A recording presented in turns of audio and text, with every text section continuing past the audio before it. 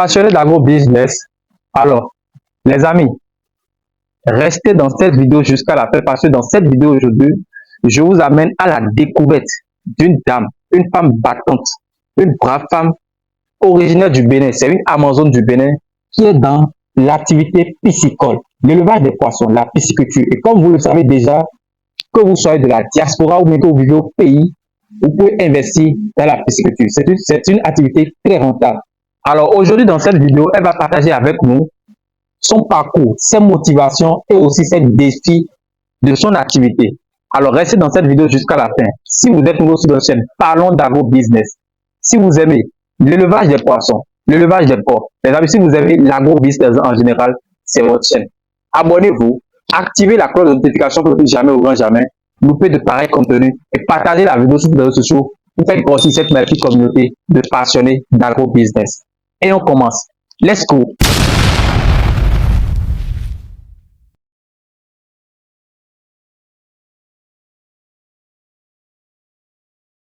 Salut passionnés d'agro-business. Alors pour ceux qui ne me connaissent pas, je suis Frégis sur le Père des Porcs.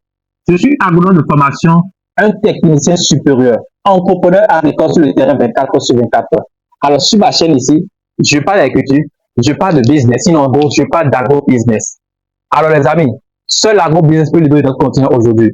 L'élevage des porcs, l'élevage des lapins, l'élevage des poissons, les amis, il y a tellement de spéculation en agro-business. Seul l'agro-business peut amener notre continent à atteindre l'autosuffisance alimentaire. Alors, c'est dans ce contexte que aujourd'hui, nous avons rencontré une dame. Comme vous le voyez, c'est une dame originaire du Bénin, une brave, une femme battante qui est dans la pisciculture. Elle produit les poissons. Alors, madame, pouvez-vous vous présenter à notre communauté et nous dire aujourd'hui quelle est l'idée qui vous a permis de vous lancer dans la pisciculture? La communauté. Ici, c'est Kogome Nicel, promotrice de la ferme Seona Fish.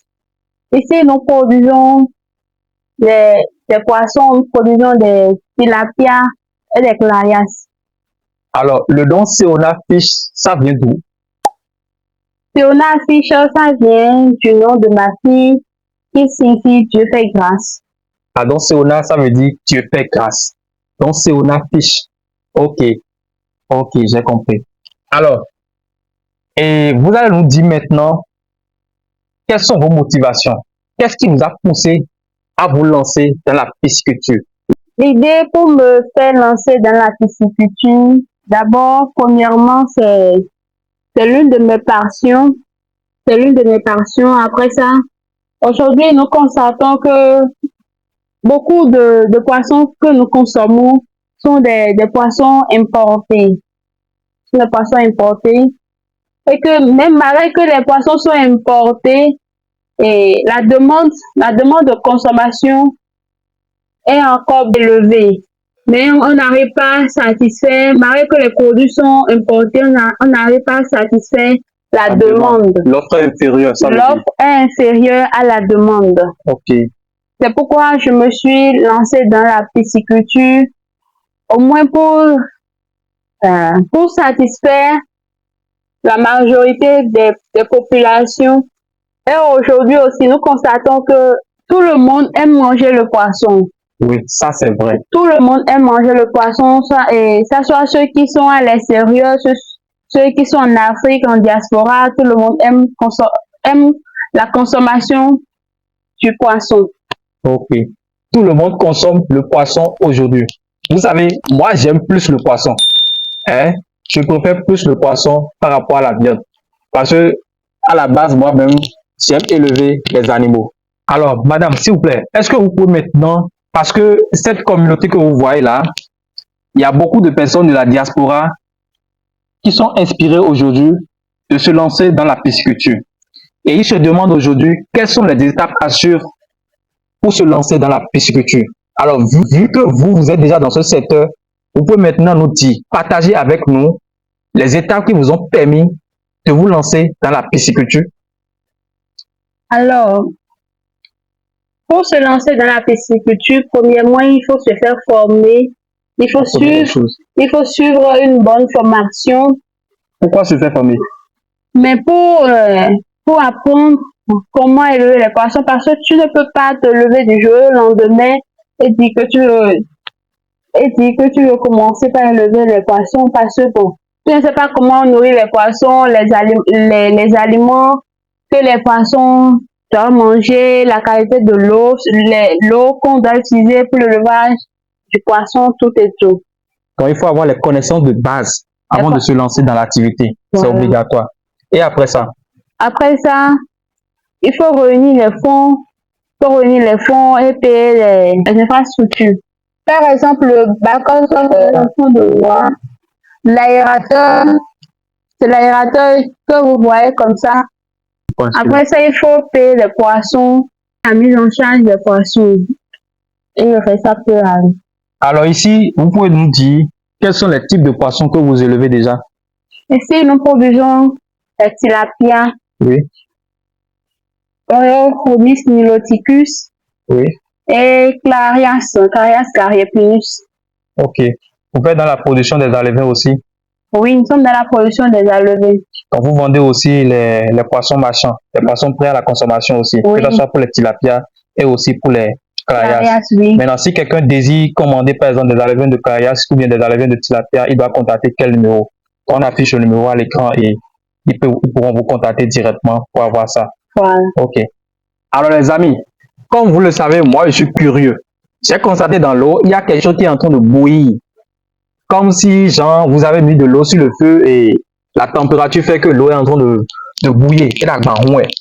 Alors, je vais poser à notre dame, comment elle arrive, sinon de quoi s'agit-il? Comment elle arrive à gérer la qualité de l'eau au niveau de ces poissons? Parce que j'ai constaté que l'eau aussi a une couleur verte rapidement. Ouais, donc comme vous le voyez dans la vidéo, ce que je disais que genre, que c'est en train de bouillir, c'est ça, vous êtes en train de voir dans la vidéo comme ça. Alors, elle va nous expliquer maintenant de quoi s'agit-il. Ok, écoutons-la. Alors, ce qui est dans l'eau, c'est l'aérateur. C'est ça qui nous permet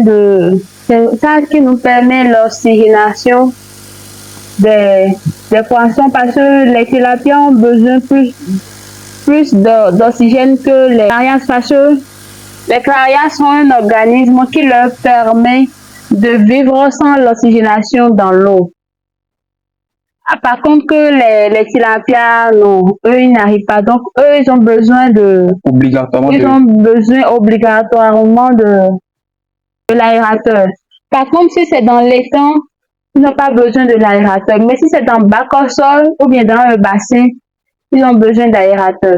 Pourquoi dans les étangs, ils n'ont pas besoin d'aérateur? Dans les étangs, ils n'ont pas besoin d'aérateur parce que, bon, dans les étangs, c'est comme s'ils sont dans leur milieu de vie naturel. Ah, ok. Vous comprenez. Okay, donc ici, c'est un milieu artificiel pour Voilà. eux. Ok. Ah, vous voyez de quoi il est question? Il faut prendre un cahier et il faut noter. Il faut bien noter pour ne pas manquer ça. Parce que c'est une vidéo qui a été vraiment, je pense que c'est structuré et ça va vous permettre réellement de lancer votre projet de pisciculture. Alors, madame, je pense que je vous ai posé tant de questions, mais je voudrais encore une fois vous poser une dernière question. Parce que c'est vrai, nous sommes tous des jeunes, mais il faut aussi penser aussi à nos jeunes, nos frères. Quel conseil vous pensez donner à ces jeunes, sinon à toute personne qui soit de la diaspora ou bien qui vit au pays aujourd'hui, qui veut se lancer dans la pisciculture? Quel conseil vous leur donnez? Alors, tous ceux qui sont passionnés de la pisciculture, soit ceux qui sont à la diaspora ou chez nous ici en Afrique, premièrement, il faut se faire former, suivre une bonne formation et après tout réunir les fonds avec un peu du courage.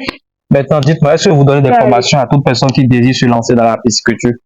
Oui, nous donnons des formations à tout type de personnes qui veulent s'investir dans la pisciculture. Ok, continuez vos conseils alors.